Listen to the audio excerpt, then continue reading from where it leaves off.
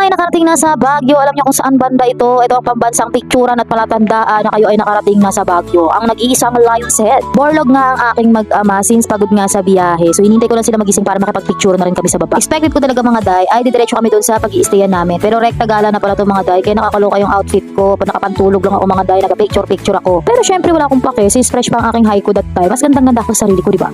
At syempre ang aming unang pinuntahan bukod sa Lion's Head ay itong Mines View Park. Noong una hindi ko siya ma-appreciate kasi ang dilim-dilim pa. Pero dahil habang lumiliwanag, habang sumisikat si Haring Araw, dahil napakaganda, sobrang breathtaking naman talaga. As in, ang ganda dahil sobra talagang parang pag may problema ka, titigan mo lang to, ay pak, nakakaginhawa talaga. So tinake na namin ang opportunity para mag-picture dyan. Napakaganda mga dahil, sobrang nakakamangha. At hindi ko ini-expect na mas maganda pala talaga pag makakakita ka ng mga ganito sa buhay mo kahit isang beses lang.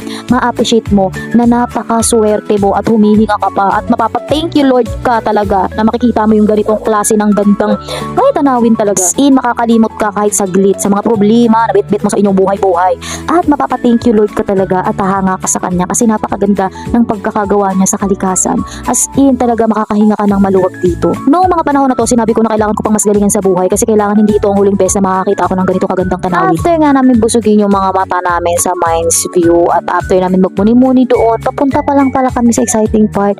Marami pa pala kaming magagandang makikita dito sa Baguio. Yung sunod namin pinuntahan mga guys, General Mansion ata yan. Kasi syempre as usual picture. Tapos yung tawid yan is park.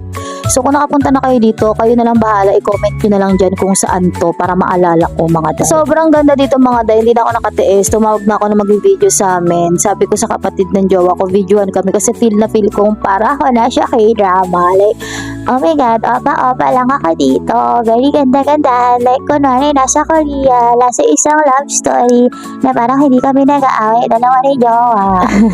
So anyways mga day, kidding aside, ang hindi ko makakalimutan dito sa Baguio at yung tumatak talaga sa isip ko bukod sa kanilang kalikasan is yung kalinisan nila mga day.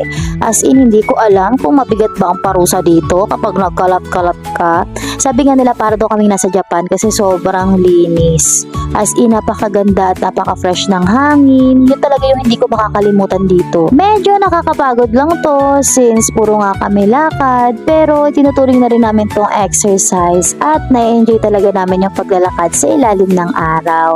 Tignan mo naman yung mag-ama ko, parang ang sweet naman talaga. As in, na-enjoy lang namin yung view, yung paglalakad, yung pagpapaaraw kasama yung family namin. Ganun lang, as in parang ang peaceful lang. Para kami mga walang problema mga day. As in, para kaming bumalik sa pagkabata. Next nga naming pinuntahan, if I am not mistaken, this